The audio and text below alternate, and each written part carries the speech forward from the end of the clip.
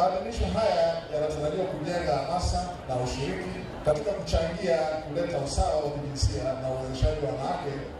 Moja ya visababishi vya kuendelea kuwepo maskini katika ngazi ya kaya ni wanawake kuendelea kunyimwa haki, hasa katika umiliki wa rasilimali ardhi, kukosa dhamana za kuwezesha upatikanaji wa huduma za kifedha, haki ya kupata elimu, haki ya kuchaguliwa kama kiongozi ndani ya jamii, na kwa mazingira mengine ya siku za nyuma hata haki ya kuchagua mme lilikuwa halipo.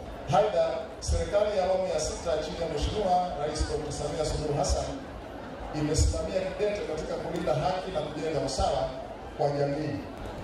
Nachukua nafasi hii kuwahasa wanawake wote wenye uwezo kujitokeza kugombea nafasi mbalimbali katika uchaguzi mkuu wa mwaka huu. Niwaombe wananchi, hususan wanawake kwa ujumla, muendelee kutusaidia kuleta taarifa mara kwa mara inapotokea unyanyasaji ama ukatili wa aina yoyote hiyo. Hakikisheni mnaendeleza ushirikiano katika kutoa elimu na kupinga ukatili na unyanyasaji. Nichukue fursa hii pia kuipongeza serikali ya awamu ya sita inayoongozwa na Mheshimiwa Dr. Rais Samia Suluhu Hassan, Rais wa Jamhuri ya Muungano wa Tanzania, kwa kusimamia kwa ukaribu sana utoaji wa mikopo isiyo na riba kwa wanawake inayotokana na 10% ya mapato ya ndani ya halmashauri, kwani inasaidia kukuza uchumi wa kaya hadi taifa. Katika mkoa wetu kwa mwaka 24-25 jumla ya shilingi bilioni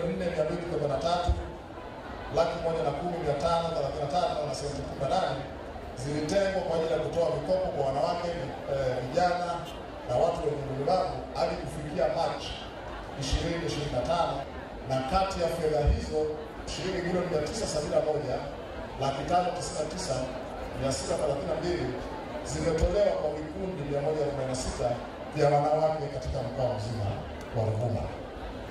Nitoa wito kwa wanawake kujitahidi kujiunga kwenye vikundi vyenye tija na kuanzisha shughuli za ujasiriamali ambazo zitawaelewa kiuchumi na kuweza kurejesha mikopo mtakayokopa.